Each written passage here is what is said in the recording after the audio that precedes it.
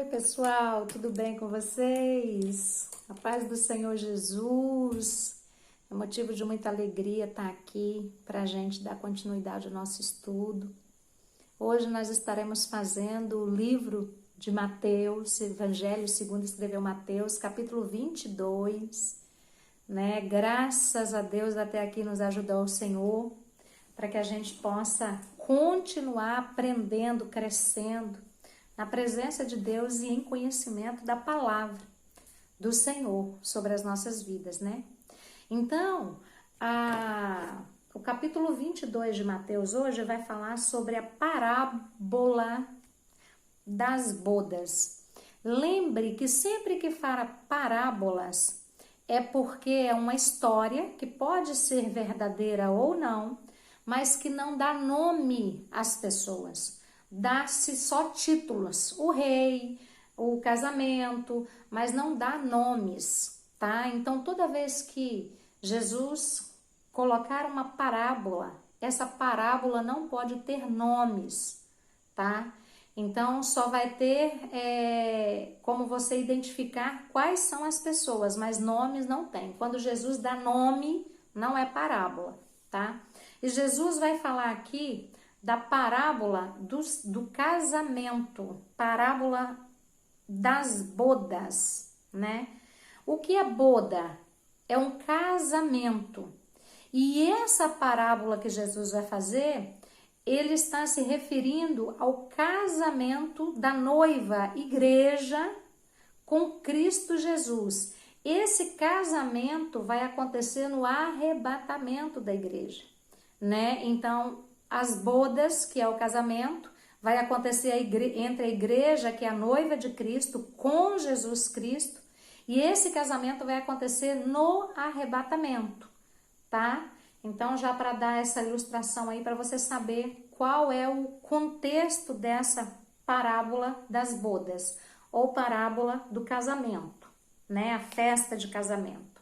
E diz assim, capítulo 22, verso 1. Vamos começar a leitura que diz assim: De novo, entrou Jesus a falar por parábolas, dizendo-lhes: O reino dos céus é semelhante a um rei que celebrou as bodas do seu filho.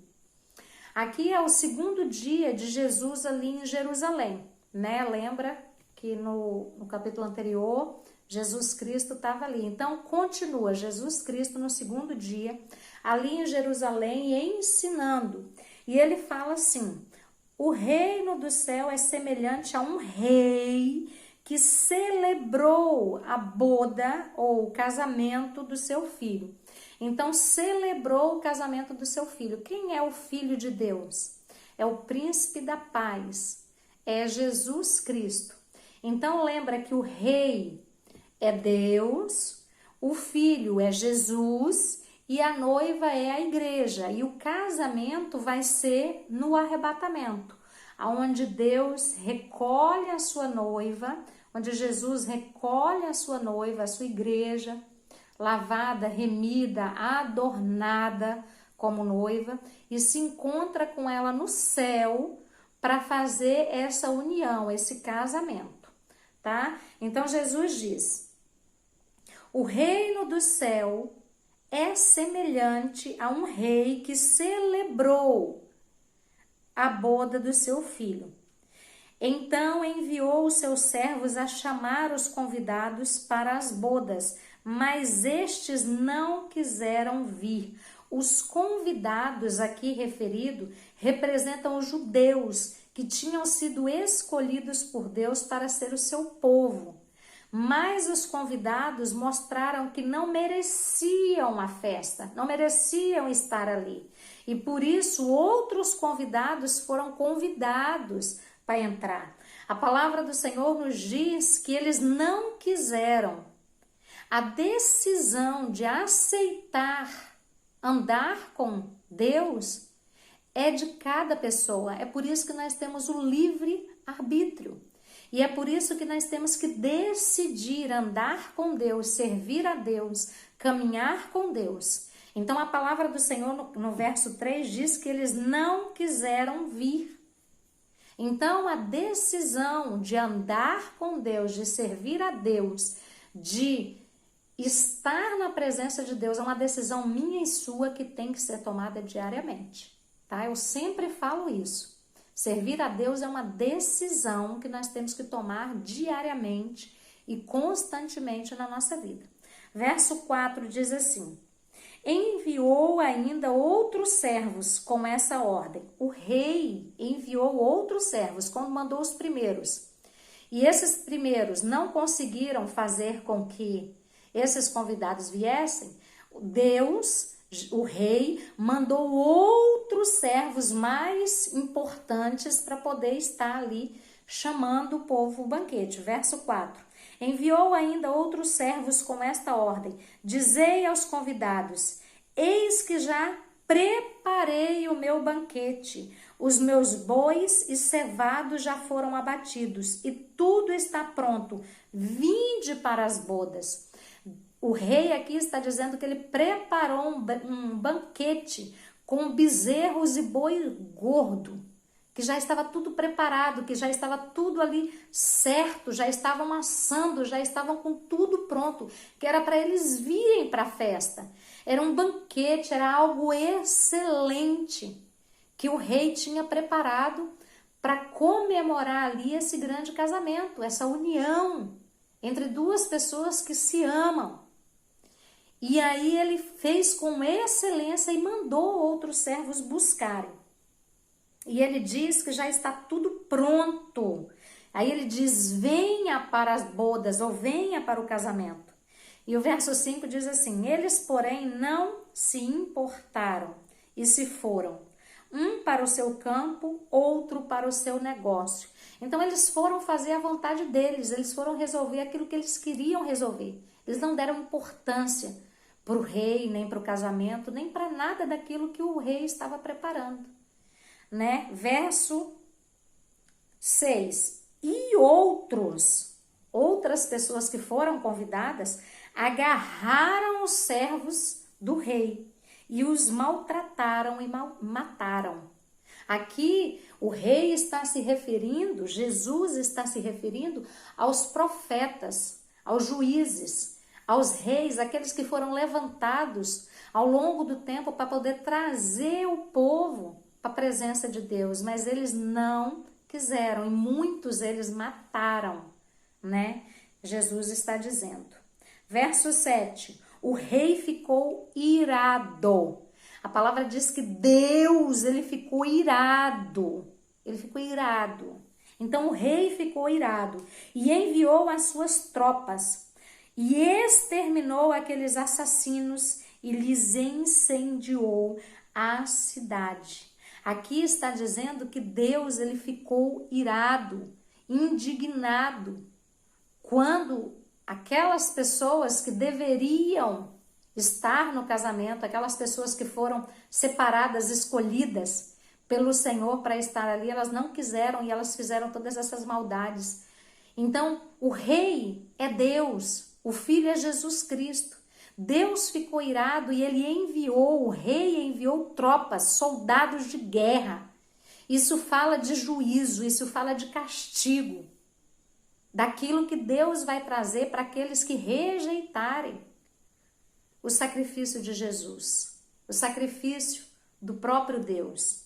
E o verso 8 nos diz assim: então disse aos seus servos, o rei dizendo aos seus servos: está pronta a festa. Independente deles ter vindo ou não ter vindo, a festa está pronta, o casamento vai acontecer. Então, ele diz assim: mas os convidados não eram dignos. Dignos, aquele que tem a honra, o privilégio de ser chamado por Deus para falar do amor de Deus, para viver as transformações de Deus, para estar na presença de Deus, porque nada é tão valioso quanto a presença de Deus na nossa vida. Nada é tão valioso. Então nós não merecíamos, mas o Senhor quis nos chamar para esse casamento, para essas bodas, né, para essa festa. E ele diz que esses convidados, eles não eram dignos de estar ali naquele lugar, eles não eram honrados, não mereciam estar naquele lugar. E ele diz assim, verso 9: e depois para as encruzilhadas dos caminhos, e convidai para as bodas a quantos encontrardes. Encruzilhadas é o mesmo que cruzamento das ruas. Não tem aquele quando você está passando, que tem a encruzilhada, cruzamento de uma rua para outra? Nas esquinas, né? Onde você encontra muita gente nessas esquinas, nessas encruzilhadas. E nós estávamos nessas esquinas. Nós fomos convidados a sentar na sala do banquete. Nós fomos convidados através desse convite do Senhor. Nós não éramos merecedores, porque nós não éramos judeus, não somos. Se nós tivermos linhagem judaica no nosso sangue, é algo muito distante, muito difícil da gente saber. A maioria pode-se dizer que não tem sangue judaico, não tem nenhuma linhagem. Então é isso que o rei está dizendo: vá para as encruzilhadas e aqueles que não eram dignos de estar aqui se perderam, mas vá atrás daqueles que aceitam o convite, daqueles que desejam estar na minha presença. E foi assim que eu e você fomos alcançados. Foi por causa dessa rejeição do povo judeu que nós pudemos ter o privilégio de entrarmos nesse convite, aceitarmos esse convite para esse banquete maravilhoso que o Senhor preparou. Coisa linda, né? Então diz assim, verso 9: e depois para as encruzilhadas dos caminhos e convidai para as bodas tanto quanto encontrardes. E saindo aqueles servos pelas estradas, reuniram todos os que encontraram, maus e bons, e a sala do banquete ficou repleta de convidados. Você pode ver que maus e bons foram convidados. E essas pessoas se aprontaram, se arrumaram e partiram para o casamento. E a sala do banquete ficou cheia, repleta de convidados. E você pode ver que entrou aqueles que eram maus e aqueles que eram bons. E lá dentro é que Deus ele vai passar a peneira e vai fazer a separação entre o bom e o mal. O que é o bom e o mal? As pessoas hoje por hoje, elas ouvem o evangelho, elas ouvem a palavra do Senhor, elas são convidadas todos os dias a entrar no banquete. E esse convite vem para as pessoas que são perversas, para as pessoas que são más, para as pessoas que não são merecedoras. O evangelho está aí sendo pregado para todos. Para todos. Cada um na sua língua, cada um no seu entendimento, cada um na sua cultura. Mas a palavra do Senhor está sendo pregada. Então esse é o convite para entrar para esse casamento, para essa boda, para essa festividade, para esse banquete. E a palavra do Senhor diz que bons e maus entram. Então, depende do posicionamento de cada um. É isso que vai fazer com que eles permaneçam ou não. Vamos continuar lendo? Verso 11. Quase que eu me perdi aqui. Verso 11. Entrando, porém, o rei para ver os que estavam à mesa, notou ali um homem que não trazia vestes nupciais. O que são as vestes nupciais? São as roupas adequadas para se apresentar ao rei. No nosso dia a dia existe etiqueta, existe protocolo para nós entrarmos em determinados lugares aonde nós vamos, né? Protocolo para você se apresentar. Então você não vai para um casamento vestido de qualquer maneira. Não. Você tem um traje específico para você estar ali. Hoje em dia se perdeu muito isso, né, gente? Com o passar dos anos, foram se perdendo muito protocolos de etiqueta, protocolos de vestimenta, protocolos de fala, de pronúncia, de reverência. Foi se perdendo muito isso ao longo do tempo.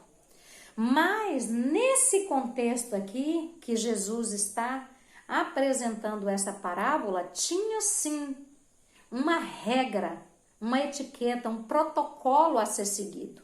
Por exemplo, protocolo para você estar num casamento. Você nunca deveria ir com uma roupa branca para você não dividir olhares com a noiva, né? Então o branco era só para noiva, né? Os convidados deveriam vestir qualquer outra cor, menos branco e preto, porque preto é um sinal de luto, de tristeza, de dor, de sofrimento. Da mesma maneira, você não deveria se apresentar num velório com uma roupa estampada, colorida, e sim com a roupa preta, né? Porque essa roupa ia traduzir aquilo que você não precisaria nem falar, né? As nossas vestimentas, elas comunicam sem palavra o desejo que nós temos de expressar alguma coisa. Então, nas nossas vestimentas, a nossa maneira de nos vestirmos já diz muito sobre quem nós somos. Da onde nós viemos, para onde nós queremos ir, o que nós queremos expressar através da nossa vestimenta, através da nossa conduta, através da nossa aparência. A nossa aparência já diz muito a nosso respeito, entende? Então, o rei olhou e ele viu que existia uma pessoa ali que não estava vestida adequadamente, né? Essas vestes nupciais eram como que um pré-requisito para poder estar ali. Verso 12 diz assim: e perguntou-lhe o rei: amigo, como entrastes aqui sem vestes nupciais? E ele emudeceu. Então, as vestes nupciais era a credencial para entrar ali. Jesus aqui não está contando essa parábola e falando sobre essas roupas à toa. Não. Jesus, ele não fala nada aleatoriamente, não. Ele sempre quer deixar um ensinamento para a gente. E ele está nos informando no contexto espiritual que existe uma etiqueta, existe um critério para entrar e para ficar no casamento com Jesus, com Deus. Isso não é apenas uma vestimenta natural que cobre o nosso corpo. Não, é algo celestial que Jesus está querendo dizer para nós. Não é de qualquer maneira que nós vamos entrar nas bodas do Cordeiro. Não é de qualquer maneira que nós vamos pertencer a Deus. Não. Não é de qualquer maneira que a noiva se porta. Não é de qualquer maneira que a noiva tem as suas atitudes. Não. Tem um protocolo, tem um critério a ser seguido. Entende? Então Jesus ele está nos alertando sobre isso. E a palavra diz que quando ele ouviu o rei falando isso, ele emudeceu. Ele emudeceu e ele não poderia emudecer. O que ele deveria fazer? Ele deveria se ajoelhar, ele deveria pedir perdão, ele deveria se arrepender, ele deveria sair, trocar de roupa, botar uma veste nupcial para poder voltar para ali. Mas por que ele emudeceu? Porque ele não tinha desculpas, ele não tinha argumento, ele não tinha arrependimento dentro dele para entregar isso ao rei e dizer: olha, eu pequei, me perdoa, eu vou consertar isso. Muitas vezes, quando nós estamos passando por batalhas e guerras espirituais, o inimigo, ele nos faz emudecer diante de Deus. Ele nos faz nos calar diante de Deus. O inimigo, ele não quer que a gente se arrependa, ele não quer que a gente peça perdão, ele não quer que a gente mude as nossas atitudes. Então a gente precisa buscar libertação em Deus para que a gente possa mudar a nossa maneira de ser, a nossa maneira de agir, para a gente agradar a Deus. Então, esse homem emudeceu, e quando esse homem emudeceu, olha o que o rei fez. Então, ordenou o rei aos serventes: amarre-o os pés e mãos e lançai-o para fora, nas trevas. Ali haverá choro e ranger de dentes. Aqui, o rei falou para ele, ó, pega essa pessoa que está aqui e que ela emudeceu e que ela não se arrependeu e que ela continua sendo perversa, lança ela no inferno. Isso é o que o Senhor fez. Joguem fora na escuridão. É uma figura de linguagem do castigo eterno, que vai vir sobre aqueles que não se arrependerem, que não buscarem a presença do Senhor, né? Deus, ele nos manda pregar o evangelho para todos, mas nem todas as pessoas vão querer, não vão aceitar a palavra do Senhor. Verso 14. Porque muitos são chamados, mas poucos são escolhidos. Então, quem não for chamado e escolhido vai ser jogado no fogo eterno. Mas essa pessoa só vai chegar nisso se ela não se arrepender, se ela não confessar o seu pecado, se ela não buscar a Deus, porque o evangelho está sendo pregado. Você sabe o que é ser escolhido? São as pessoas que aceitam o chamado, que escolhem andar os caminhos de Deus, que decidem dizer não para a sua carne, para a sua vontade, para o seu ego, para o seu eu, mas cumprir as ordenanças de Deus. Esses são os escolhidos, esses são os chamados.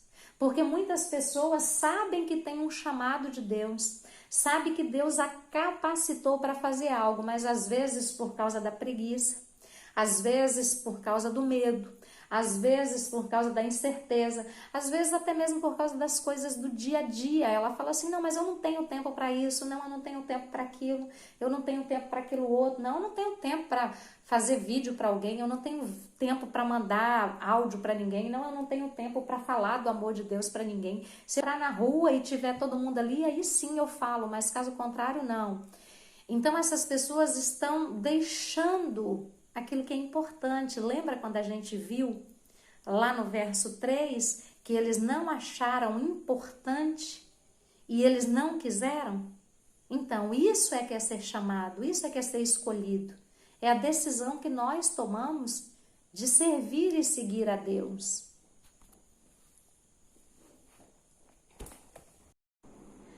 Agora nós vamos aqui para o verso 15, que nos diz assim a palavra do Senhor.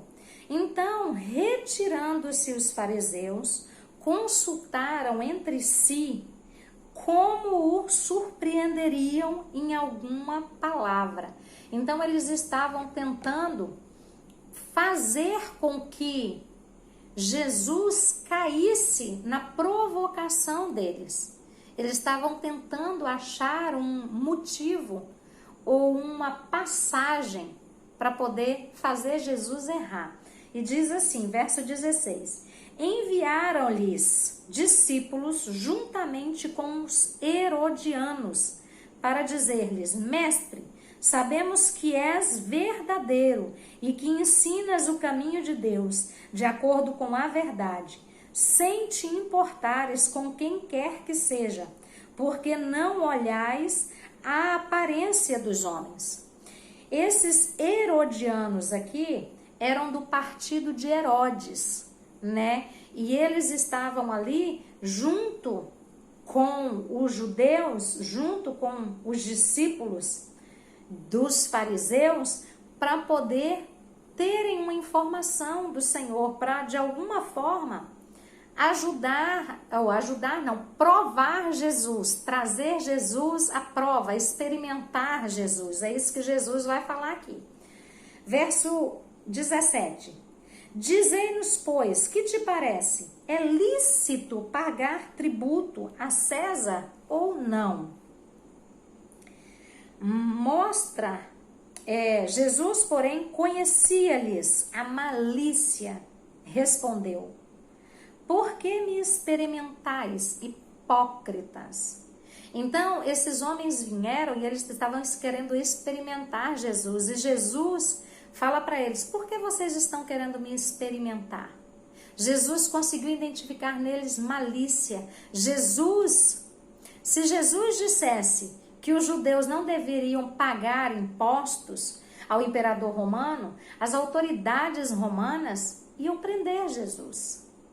Se ele dissesse que deviam pagar, os judeus o acusariam de traidor. Então eles estavam querendo arrumar uma treta ali para poder pegar Jesus ou de um lado ou de outro. Mas Jesus, vendo a malícia que existia no coração deles, na intenção deles, Jesus, cortou eles direitinho. Porque lembra que eu falei com vocês nas aulas passadas que Jesus Cristo, ele era 100% homem, mas ele tinha todas as áreas do cérebro dele funcionando 100%, porque ele não teve pecado. Então ele não teve essa separação, ele tinha a visão dele aberta, ele usava 100% do cérebro dele, do conhecimento dele. Então ele via aquilo que nós não vemos. Por quê? Porque nós somos descendentes de Adão, de Eva, que caíram no pecado, e por causa disso nós, fomos cortadinhos, nós não usamos 100% da nossa mente. Dizem os estudiosos, né, que a gente usa no máximo 20%. E olha o que a humanidade criou usando 20%, gente. Imagina, 100%, é uma coisa de outro mundo, só celestial mesmo, coisa linda. Então Jesus aqui fala para eles: seus hipócritas, né? Por que vocês estão querendo me experimentar? E aí Jesus fala assim, verso 19: mostrai-me a moeda do tributo. E trouxeram-lhe um denário. Um denário era a moeda romana que trazia a figura do imperador Tibério. Se você quiser saber um pouquinho mais, está lá em Lucas capítulo 3, verso 1. E as seguintes palavras, além da figura dele, né, que era uma esfinge, tinha a seguinte palavra: Tibério César Augusto, filho do divino Augusto. Então, tinha ali a cara, né, desse sujeito e o nome dele completinho, bem bonito. Verso 20. E Jesus lhe perguntou: de quem é esta esfinge e essa inscrição? A esfinge é a imagem, né? E a inscrição que eu acabei de falar com você. Responderam-lhe: de César. Então lhes disse Jesus: dai, pois, a César o que é de César e a Deus o que é de Deus. Então Jesus está dizendo: deem ao imperador aquilo que é do imperador, né? No entanto, deem a Deus o que é de Deus. Jesus ali estava dizendo assim: as autoridades foram constituídas por Deus e têm certos direitos legítimos. No entanto, obediência total deve ser prestada somente a Deus, assim como está escrito lá em Atos capítulo 5, verso 29. Então Jesus aqui, cortou eles ao meio. Ouvindo isso, se admiraram e deixaram-o e foram-se. Então, quando eles não conseguiram pegar Jesus, naquilo que eles acharam que era a emboscada para pegar Jesus, eles pegaram e foram embora, né? Verso 23 nos diz assim: Naquele dia, aproximaram-se dele alguns saduceus que diziam não haver ressurreição e lhe perguntaram. Saduceus eram diferentes dos fariseus. Os fariseus, eles acreditavam na ressurreição e os saduceus não acreditavam na ressurreição de mortos. Se você assistiu capítulos anteriores, lá eu explico melhor essa situação, tá? Então, verso 23. Naquele dia aproximaram-se deles alguns saduceus que diziam não haver ressurreição. Então, esses saduceus eram uma seita mais radical que os fariseus. E eles não se aguentavam, eles eram uma seita bem diferente, bem rígida, eles não se calavam, eles eram, assim, terríveis. Tanto que os fariseus não se davam com os saduceus de jeito nenhum, eram lá e outro cá. Sempre que eles se encontravam, havia atritos, brigas, confusões, era algo tenso mesmo entre eles. Então, eles falaram com Jesus, né? Eles perguntaram a Jesus: Mestre, Moisés disse, se alguém morrer não tendo filhos, seu irmão casará com a viúva e suscitará descendência ao falecido.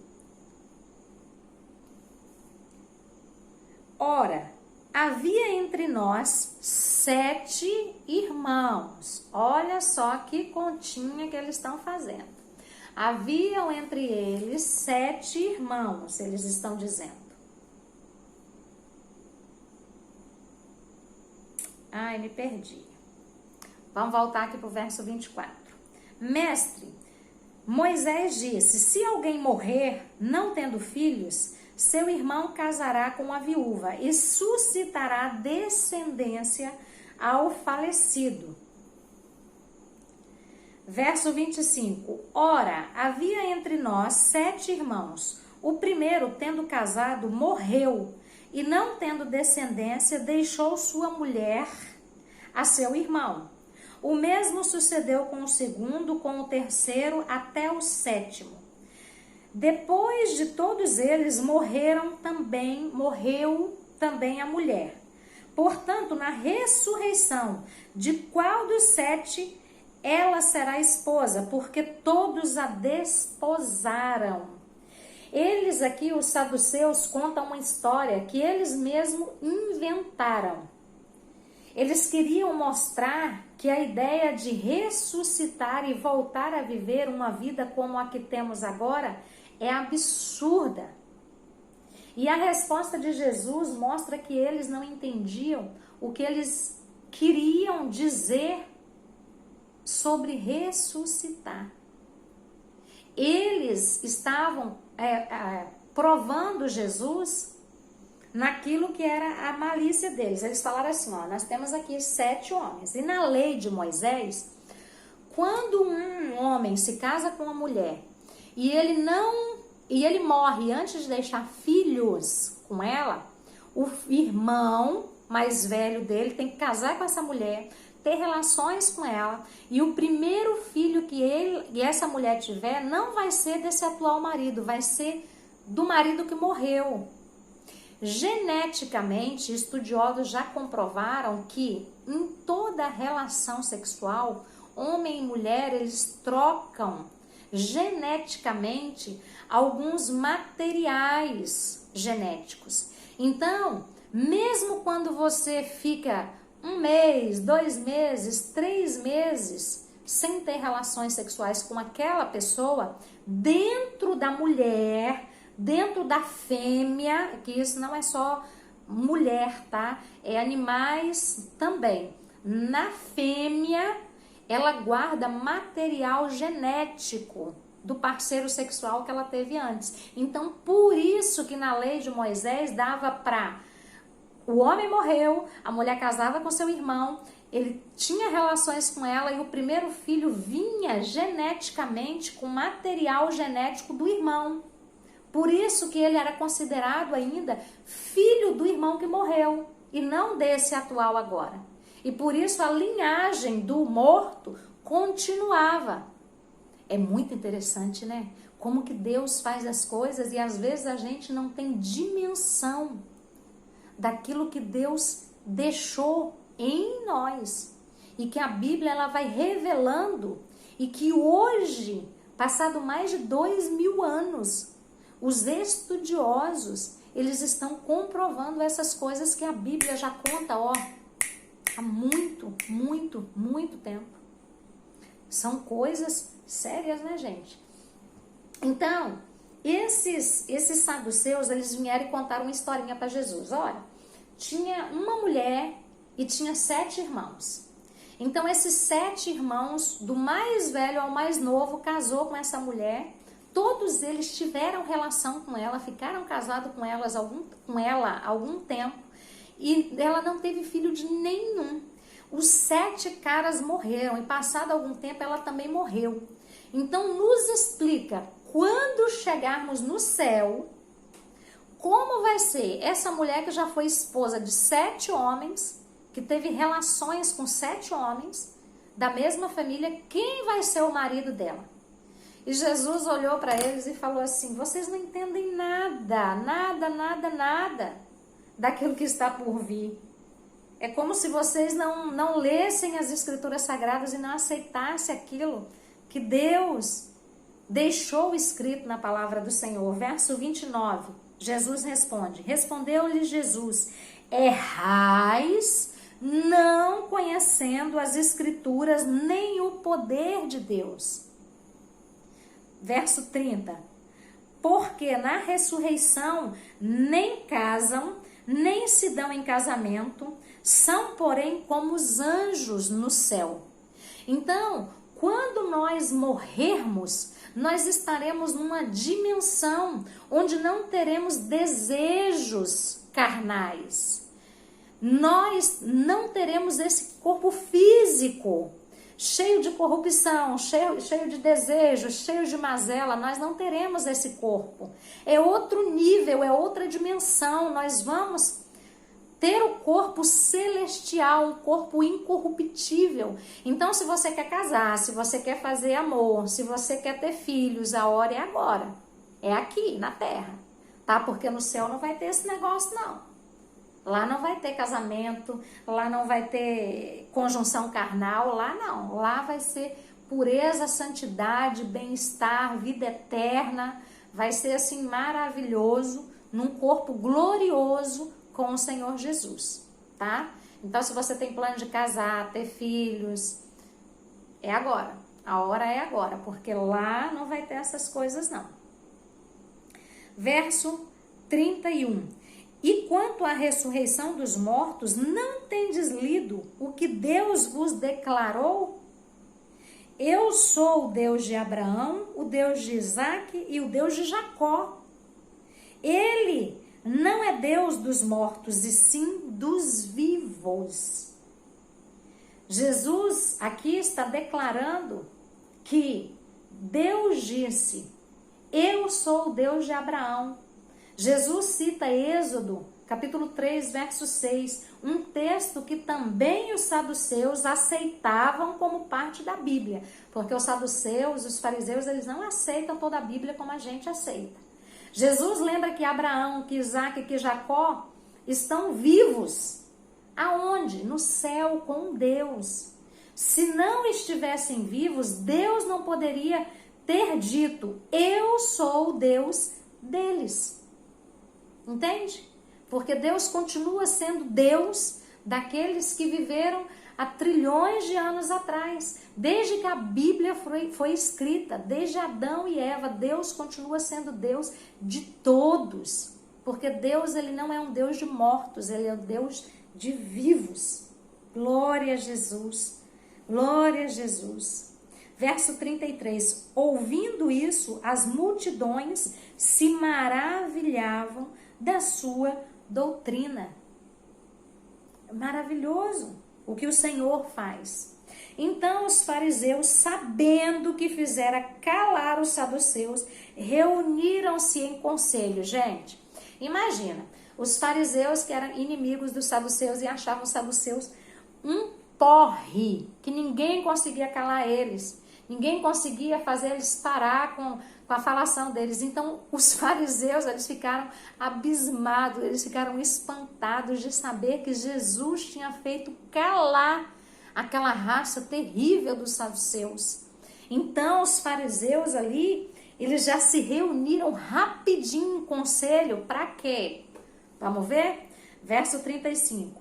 E um deles, intérprete da lei, experimentando Jesus, perguntou: Mestre, qual é o grande mandamento da lei? De novo eles experimentando Jesus. Os saduceus tinham vindo, tinham experimentado Jesus, tinham saído dali calados, emudecidos. Os fariseus ficaram eufóricos com aquilo e encontraram um intérprete da lei, aquele que estudava mesmo, que se dedicava à leitura, ficava ali o dia inteiro, a semana toda, o mês todo, o ano todo, só estudando a palavra do Senhor, e trouxe esse para experimentar, para provar Jesus, para de novo fazer ali um contexto, querendo conseguir alguma prova contra Jesus, querendo trazer algo que pudesse prejudicar Jesus, né? Verso 36. Mestre, qual é o grande mandamento da lei? Respondeu-lhe Jesus: amarás o Senhor teu Deus de todo o teu coração, de toda a tua alma e de todo o teu entendimento. Este é o grande e primeiro mandamento. O segundo, semelhante a este, é: amarás o teu próximo como a ti mesmo. Destes dois mandamentos depende toda a lei e os profetas. Jesus Cristo está declarando aqui: ame o Senhor seu Deus, está lá em Deuteronômio, capítulo 6, verso 5. Ame os outros, Levíticos 19, 18, Romanos 13, 8 a 10, Gálatas 5, 14, Tiago 2, 8. Este mandamento não pode ser separado do amor de Deus.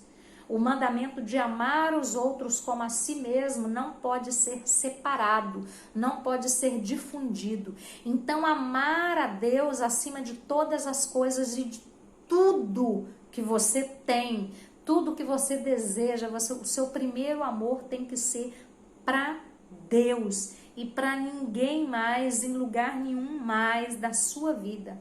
As coisas mais importantes da vida cristã, o verso 40 diz aqui: destes dois mandamentos depende toda a lei e os profetas. As coisas mais importantes na vida cristã é: faça para o outro aquilo que você gostaria que fizesse para você.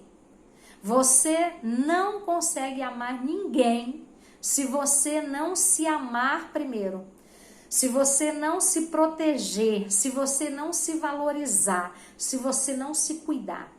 E para você ter amor por você, você precisa amar a Deus. Porque se você não tiver o amor de Deus entranhado em você, você vai até tentar sufocar outras pessoas, mas amar não. Porque para amar a outra pessoa, você precisa amar a Deus em primeiro lugar, amar e cuidar de si mesmo, buscar o equilíbrio, buscar o contentamento, buscar a plenitude, buscar os frutos do Espírito de Deus para a sua vida, para depois que você tiver isso gerado, transformado dentro de você, você aplicar isso também para as outras pessoas, através do cuidado, através do amor, através do valor, através da proteção.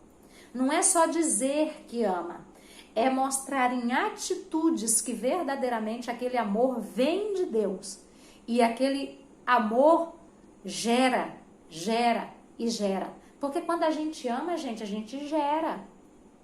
A gente gera paz, a gente gera alegria, a gente gera filhos, a gente gera netos, a gente gera vida à nossa volta. Alegria, riso, contentamento. E como que a gente vai gerar isso nos outros se a gente não tem para nós? É complicado, né? E como ter se não tem um Deus que nutre todo o espaço do nosso coração? É por isso que nós vemos tantas pessoas buscando nos vícios, no alcoolismo, na prostituição, nas danças, em filmes, em viagens, em passagens e tantas outras coisas, ocupar o lugar de Deus no coração delas, buscando a tal felicidade que o mundo quer apresentar. Se você tiver um iPhone 16A, você vai ser feliz, você vai ser o top, você vai ser o cara. Se você tiver o corpo todo malhado, entendeu? Você vai ser a mulher, você vai ser o cara. E não é assim, essa felicidade é uma felicidade passageira, é um contentamento ali que dura pouco, se perde. Quando sai o novo, quando você vê uma mulher mais nova do que você, muito mais bonita, aí você fica, ai, mas agora eu tô velha. Então, buscar felicidade onde? Não busca felicidade, não. Busca alegria e contentamento em Deus. E isso é gerado em mim e em você através dos frutos do Espírito Santo. Busque a presença do Senhor e todas as outras coisas vão sendo acrescentadas conforme o Senhor quer. Amém? Que coisa linda, né? É maravilhoso ver o que Deus faz. Então, de todos os mandamentos da Bíblia Sagrada, que tinha lá 10 mandamentos, na lei da Torá, lá para o povo de Israel, tem mais de 300 mandamentos, mas que ninguém consegue cumprir. Gente, Jesus Cristo aqui limitou os 10 que nós conhecemos em 2. Amar a Deus sobre todas as coisas e amar ao próximo como nós amamos a nós mesmos. Esses 2 aqui, ó, tá difícil de cumprir. Vamos ser sinceros? Vamos falar a verdade? Tá difícil de cumprir esses 2. Amar a Deus sobre todas as coisas. Quantos de nós tem a maior dificuldade? Outros nem conseguem levantar de manhã cedo e dar o primeiro o primeiro olhar, a primeira fala para Deus. Quem consegue? Ou quantos não conseguem levantar da cama, já dobrar o seu joelho e orar? Perdoar o irmão, amar o irmão, respeitar o irmão, ajudar o irmão. Aqueles que são bonzinhos comigo, aqueles que não me irritam, até que vai. Agora aquele lá, aquela lá, aquele que me fez mal, aquele que me traiu, aquele que me enganou, você acha que eu vou perdoar ele? Vou não. Então esses 2 está difícil de cumprir, imagina se continuasse todos os outros. Então Jesus aqui, ele foi misericordioso e diminuiu, falou, ó, cumpre esses 2 aqui, e que desses 2 aqui, ó, se baseia, depende toda a lei e os profetas, tudo que foi ensinado, entendeu? Se resume nisso aqui, faça isso aqui, tá tudo top. Amém? Vamos lá, 41. Reunindo os fariseus, interrogou-os Jesus. Agora, quando os fariseus estavam todos reunidos, Jesus chegou neles e começou a perguntar para eles. Agora, Jesus vai experimentar eles. Vamos ver o que é que dá? Verso 42. Que pensais vós do Cristo, do Messias? De quem é filho? Responderam-lhes eles. De Davi. Replicou-lhes Jesus. Como, pois, Davi, pelo Espírito, chama-lhe Senhor, dizendo: disse o Senhor, com letra maiúscula, que quer dizer Deus, dono, disse o Senhor, o meu Senhor, assenta-se à minha direita, até que eu ponha os teus inimigos debaixo dos teus pés.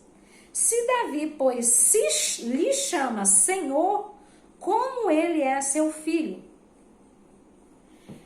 A outra tradução da NTLH tem uma resolução mais fácil aqui para a gente ver, ó. 43. Jesus tornou a perguntar: então por que é que Davi, inspirado pelo Espírito Santo, chamou o Messias de Senhor? Senhor significa dono, proprietário. Pois disse Davi: o Senhor Deus disse ao meu Senhor, ao Messias: sente-se do meu lado direito, até que eu, Deus, ponha os seus inimigos debaixo dos seus pés. Portanto, se Davi chama o Messias de Senhor, como é que o Messias pode ser descendente de Davi? Então ele disse assim, lá no Salmo 110, verso 1. Senhor, que é meu dono, Senhor Pai, Senhor Filho, instruído pelo Espírito Santo. Como o pai chama o filho de seu senhor ou seu dono? Não tem como fazer isso, né? Davi não tem como ser o pai do Messias. Então, como é que vocês explicam o pai chamando o filho de senhor, de dono? Não tem conexão com isso. Então, vocês têm que entender que o Messias vai vir da linhagem de Davi, mas ele é sobremaneira maior do que Davi.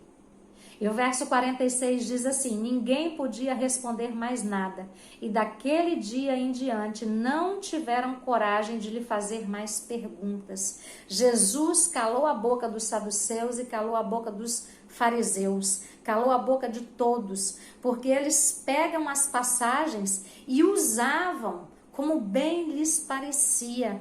E Jesus, ele veio desconstruir isso e usar toda a Bíblia para desconstruir as mentiras que esse povo instituía, vivia e colocava sobre as outras pessoas como fardo. Jesus revelou que o Messias viria da linhagem espiritual de Davi e não carnal. Era outro patamar, era outra dimensão, era outro nível.